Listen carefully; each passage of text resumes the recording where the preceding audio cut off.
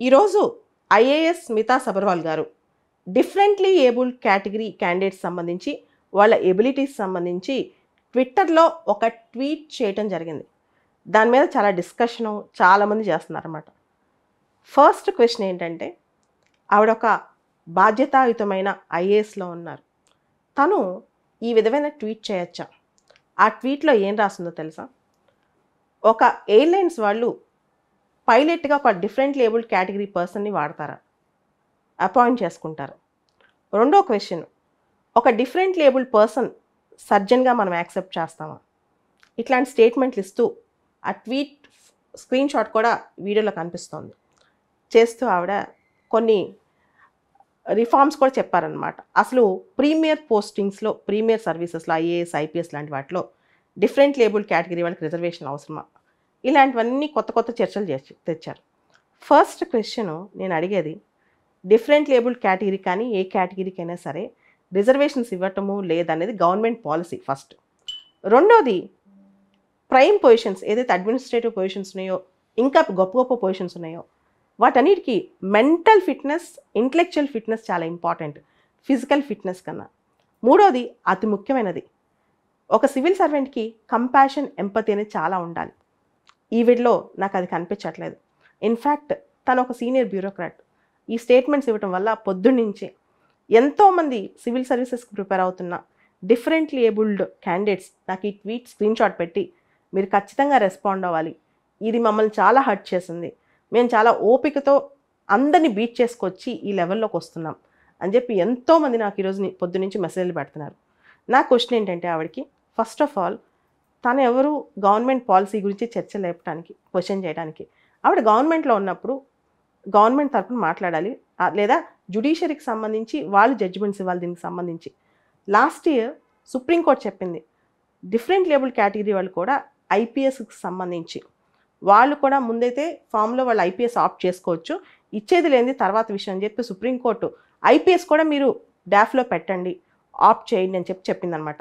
So supreme court అంత పెద్ద ధర్మాసనమే ఇంత మాట చెప్పినప్పుడు ఈవిడొచ్చి డిఫరెంట్లీ ఏబుల్డ్ కేటగిరీకి సంబంధించి వీళ్ళని ఒక పైలట్గా మనం యాక్సెప్ట్ చేస్తామా, ఒక సర్జన్గా మనం యాక్సెప్ట్ చేస్తామని అడుగుతున్నారు. నేను ఆవిడని అడుగుతున్నాను, స్టీఫెన్ హాకింగ్ మీకు తెలుసా? First question.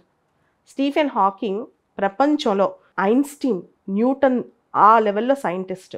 ఆయనకి 2 ఫింగర్స్ తప్ప మాట్లాడటం రాదు, నడవటం రాదు, ఆయనకి ఏమీ శక్తి లేదనమాట. Complete wheel chair based, totally wheel chair based అనమాట. అండ్ స్మితా సబర్వాల్ గారు, మీకు ఒక చెప్పాలి, నా దగ్గరికి కొన్ని రోజుకి ఒకళ్ళిద్దరు differently abled category IAS aspirants వస్తారు. వాళ్ళు నార్మల్ ఆస్పిరెంట్స్ కన్నా కూడా ఎబిలిటీ ఎక్కువ ఉన్న వాళ్ళు. మీరు అనుకున్నట్టు కాళ్ళు చేతులు ఉంటేనే ఐఏఎస్లు అవుతారంటే అది మీ భ్రమ, మీరు ఇంకా ఆలోకంలో ఉన్నారు. ఏమీ లేకపోయినా అందరినీ పరిగెత్తించే శక్తి డిఫరెంట్లీ ఏబుల్డ్ వాళ్ళకు ఉంటుంది. మీరు ఇలాంటి స్వీపింగ్ స్టేట్మెంట్స్ ట్విట్టర్ ద్వారా ఇచ్చి అందరి మనసుల్ని డిఫరెంట్లీ ఏబుల్డ్ వాళ్ళని చిన్న చూపు చూసేలా చూస్తే, with all due respects to you and your IAS, ఇది మీరు చేసిన చాలా పెద్ద తప్పు.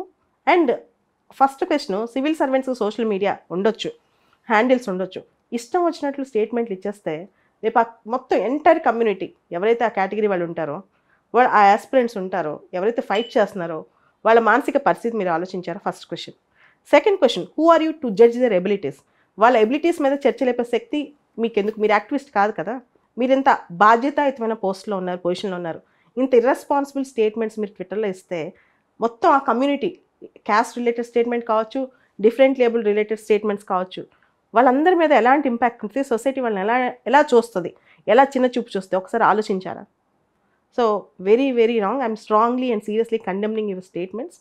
నాట్ ఓన్లీ దాట్, మనుషులు ఫిజికల్గా ఒక ఛాలెంజ్ ఫేస్ చేసినంత మాత్రాన వాళ్ళు సర్జన్ కాకూడదు, పైలట్ కాకూడదు, సైంటిస్ట్ కాకూడదు, ఐఏఎస్, ఐపీఎస్ కాకూడదు అంటే ఇది మీ మూర్ఖత్వం, సమాజం యొక్క మూర్ఖత్వం. ఈ ట్వీట్ చేసిన ఆఫీసర్కి నా క్వశ్చన్, మీరు ఎప్పుడన్నా ఫిజికలీ ఛాలెంజ్డ్ వాళ్ళతో వర్క్ చేశారా? వాళ్ళకి సంబంధించి ఏదైనా ఎంకరేజ్మెంట్ ఇస్తూ వాళ్ళ కోసం మీరు పాటుపడ్డారా? వాళ్ళకి సంబంధించిన డిపార్ట్మెంట్లో మీరు పనిచేశారా? వాళ్ళ ఫిజికల్ అపియరెన్స్, ఫిజికల్ ఫిట్నెస్సే మీరు జడ్జ్ చేస్తారా? మనుషులు చూడటానికి లేకపోతే నడవటానికి బాగుంటే చాలా, కాళ్ళు చేతులు పనిచేస్తే మీకు సరిపోతుందా? సో ఇలా ఏమీ తెలియనప్పుడు ఒక వ్యక్తి గురించి లేదా ఒక కమ్యూనిటీ గురించి స్వీపింగ్ స్టేట్మెంట్స్ ఇవ్వడం అనేది మహాపాపం. షేక్స్పియర్ ఒక మాట అంటారు, in nature there is no blemish but the mind. None can be called deformed but the unkind. ఈ భూమి మీద ఎవ్వరూ డిఫార్మ్డ్ పీపుల్ కాదు. ఎవరికైతే నిజంగా మనసు లేదో, మనసుతో చూడలేరో వాళ్ళే డిఫార్మ్డ్. మీరు ఎంత అందంగా ఉన్నా వాళ్ళే డిఫార్మ్డ్ అవుతారనమాట. ఎప్పుడు మన మనసులో నిజంగా ఎంపతి లేకుండా స్వీపింగ్ స్టేట్మెంట్స్ పాస్ చేసిన, మొత్తం ఒక సెక్షన్ మీదే ఒక బ్లాంకెట్ స్వీపింగ్ స్టేట్మెంట్స్ ఇస్తే చివరికి సమాజం మిమ్మల్ని ఎలా అర్థం చేసుకుంటుందో ఒకసారి ఆలోచించండి. ఒకసారి పీడబ్ల్యూడీ కట్ ఆఫ్స్ ఎవరైతే ఆర్తో ఉంటారో, చేతులు కాళ్ళు పనిచేయకుండా వాళ్ళ కట్ ఆఫ్స్ మీకు పెడతాను. వాళ్ళ కట్ ఆఫ్స్ అంత తక్కువ ఉన్నాయా, ఎంత తక్కువ ఉన్నాయి మీకే అర్థమవుతుంది. ఈ కట్ ఆఫ్స్ కూడా యూపీఎస్సీ అఫీషియల్గా రిలీజ్ చేసిన కట్ ఆఫ్స్. సో దీన్ని పట్టుకుని కోటా సిస్టమ్, రిజర్వేషన్ సిస్టమ్ అని ఆవిడ మాట్లాడుతుంది కదా. ఫస్ట్ ఆఫ్ ఆల్ ఇలాంటి సెన్సిటివ్ ఇష్యూస్ మాట్లాడేటప్పుడు ఆ కమ్యూనిటీ వాళ్ళు ఎలా ఆలోచిస్తారు, కష్టపడడంలో పనిచేసే వాళ్ళు ఎలా ఆలోచిస్తారు ఒక్కసారి అర్థం చేసుకోవాలి.